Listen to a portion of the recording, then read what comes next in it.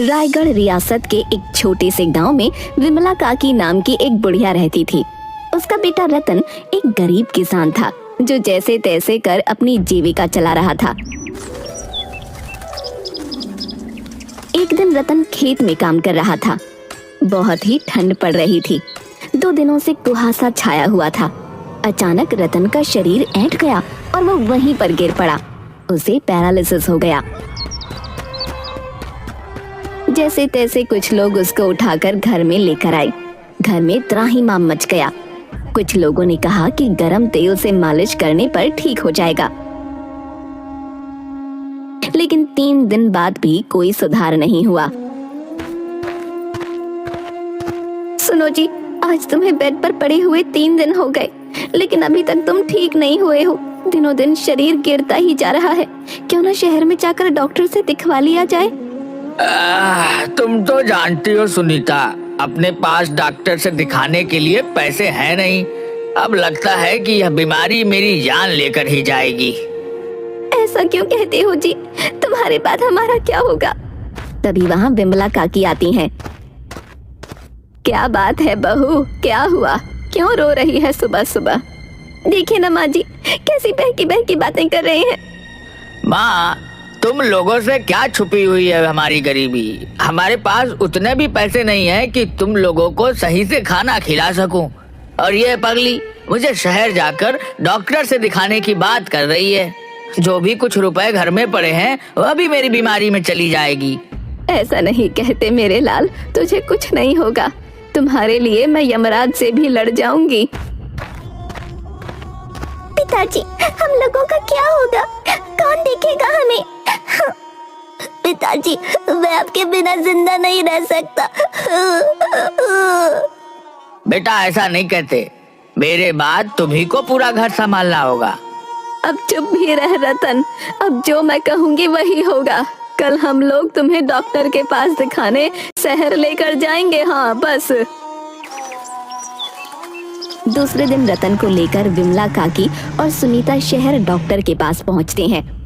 Doctor checkup करने के बाद बोलता है, इन्हें कुछ इंजेक्शंस दे रहा हूँ। इन्हें धीरे धीरे एक्सरसाइज करवाते रहिए। देखिए, अगर ईश्वर ने चाहा तो जल्द ठीक हो जाएंगे। देखिए डॉक्टर साहब, चिंता मत कीजिए पैसों की। हम अपना पूरा खेत बेच देंगे, लेकिन मेरा बेटा बच जाना चाहिए। देखिए दादी माँ, इसका यही इलाज है कि इन्हें एक्सरसाइज करते रहना चाहिए। डॉक्टर से दिखाने के बाद विमला काकी रतन को लेकर गांव आ जाती हैं।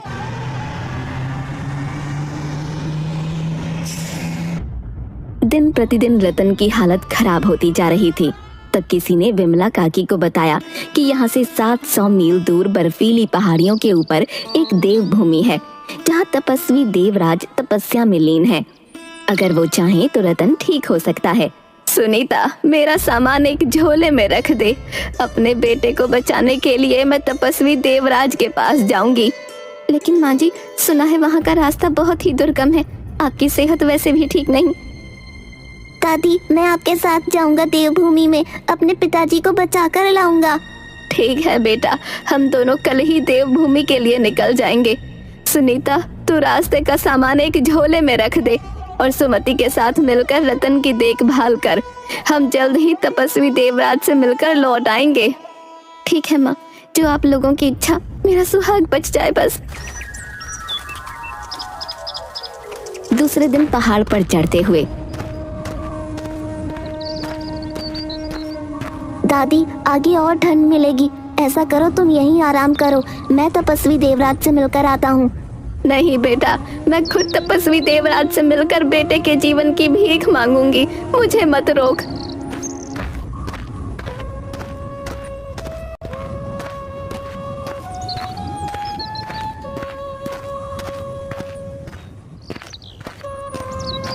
दोनों 8 घंटे लगातार चलने के बाद तपस्वी देवराज के पास पहुंचते हैं। दादी, वो देखो, बर्फ की शिला पर तपस्वी देवराज। अरे हाँ, देखो तो, उनके चेहरे की आभा को देखकर सारी थकान दूर हो गई। तभी विमला काकी का पैर फिसला और वो बर्फ में धंसने लगी। बंकू जोर से चिल्लाता है, दादी माँ। बंकू की आवाज से तपस्वी देवराज का ध्यान भंग होता है और वो बर्फ में धंसती हुई विमला काकी को झट से वहां पहुंचकर बचाने का प्रयास करते हैं। विमला काकी के बाल देवराज के हाथों में आ जाते हैं और वो उसको ऊपर खींच लेते हैं। तुम लोग कौन हो बालक, और इस दुर्गम जगह पर क्यों आए हो? प्रणाम महाराज, मेरा नाम बंकू है और ये मेरी दादी है। कुछ दिन पहले मेरे पिताजी को पैरालिसिस हो गया है और दिनों दिन उनकी हालत खराब होती जा रही है, इसलिए मेरी दादी आपसे पिताजी के जीवन की भीख मांगने आई है। महाराज की जय हो। प्रणाम महाराज, मेरे बेटे को बचा लीजिए, चाहे तो मेरी जान ले लीजिए, लेकिन मेरे बेटे को जीवन दान दीजिए। महाराज, मैं बहुत दूर से आई हूँ आपके लिए।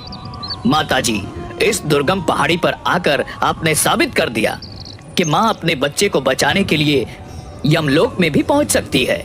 मैं इस लायक कहाँ महाराज की किसी की सेवा कर सकूं।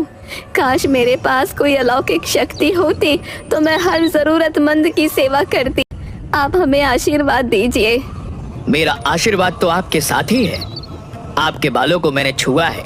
यह बाल जिस आदमी के ऊपर अपने से जाकर गिरेगा उसकी सारी समस्या दूर हो जाएगी, लेकिन कोई गलत तरीके से आपके बालों का उपयोग करेगा तो उसके साथ और बुरा होगा। तपस्वी देवराज के इतना कहने के साथ ही विमला काकी के सारे सफेद बाल तरह तरह के रंगीन बालों में बदल जाते हैं। बंकू और विमला काकी दोनों तपस्वी देवराज को प्रणाम कर वहां से अपने घर चले आते हैं।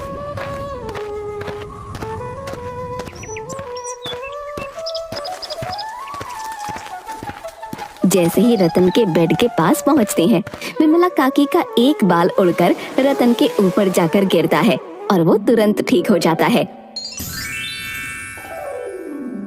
अरे माँ, ये देखो, मैं तो बिल्कुल ठीक हो गया। सुनीता, देखो मैं खड़ा हो सकता हूँ, मैं चल सकता हूँ, मैं दौड़ भी सकता हूँ। अरे ये तो चमत्कार हो गया। हे भगवान, तेरा लाख लाख शुक्र है। माँ जी, सचमुच कमाल हो गया, हमारे अच्छे दिन फिर लौट आए। ये सब तपस्वी देवराज की महिमा है। सुमति, जा जाकर कुछ मीठा बना। जी दादी माँ, अभी बनाकर लाई। पर आपके बाल रंग बिरंगे कैसे हो गए? वो तपस्वी देवराज के हाथों का आशीर्वाद है। दादी जब ग्लेशियर में जाकर धंस रही थी तभी अचानक तपस्वी देवराज के हाथों ने हुई दादी माँ के बालों को पकड़ लिया और दादी माँ को बचा लिया। उन्हीं के आशीर्वाद से दादी माँ के बालों में दैविक शक्तियाँ आ गई हैं। तभी विमला काकी का एक बाल उड़कर सुमति के चेहरे से टकराता है। माँ, हमारे पास खाने को कुछ नहीं है, मैं क्या बनाऊं? देख, कुछ शक्कर डब्बे में पड़ी होगी, कुएं से एक बाल्टी पानी लाकर शक्कर का घोल ही सभी को पिला दे। हे भगवान, जिस तरह पिताजी को तुमने भला चंगा कर दिया उसी तरह हमारी दरिद्रता को भी दूर भगा दो। सुमति ने जैसे ही कुएं में बाल्टी को डाला और रस्सी से उसे ऊपर खींचा तो उसमें पानी के साथ साथ सोने चांदी के सिक्के भी आ गए, जिसे देखकर सुमति चिल्लाई, माँ, पिताजी देखो कुएं में से क्या निकला।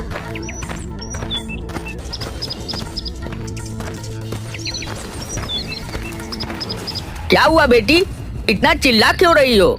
ये देखो पिताजी, कुएं से बाल्टी में सोने चांदी के सिक्के निकले। पिताजी, अब हम अमीर हो गए, भगवान ने हमारी सुन ली। तपस्वी देवराज महाराज ने सही कहा था, दादी माँ के बालों में अलौकिक शक्तियों का वास है। अब हम अमीर हो गए। रतन अपने कच्चे मकान को पक्का बनवा लेता है। जल्द ही लोगों को पता चल जाता है कि विमला काकी के बालों में दैविक शक्तियां हैं।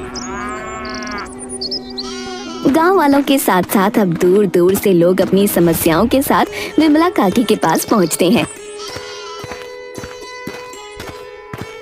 जिन लोगों की समस्या सही होती है उन पर विमला काकी का एक बाल टूटकर गिर जाता है और उस व्यक्ति की समस्या दूर हो जाती है। जल्द ही ये खबर लालची सेठ करोड़ी मल को पता चलती है और वो धनवान बनने के लिए गरीब के भेष में विमला काकी के पास पहुंचता है।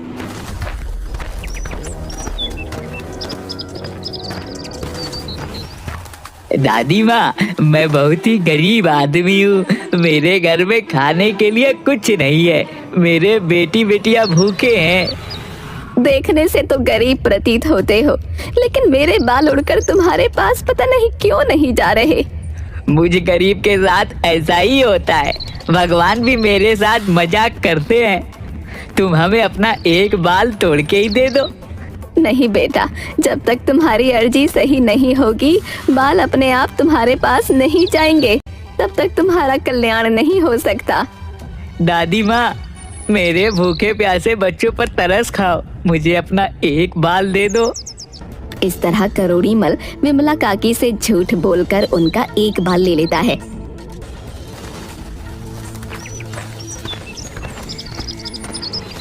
लेकिन जैसे ही वो अपने घर पहुंचता है, उस बाल के नकारात्मक प्रभाव से उसके घर में आग लग जाती है और सारी संपत्ति जलकर खाक हो जाती है।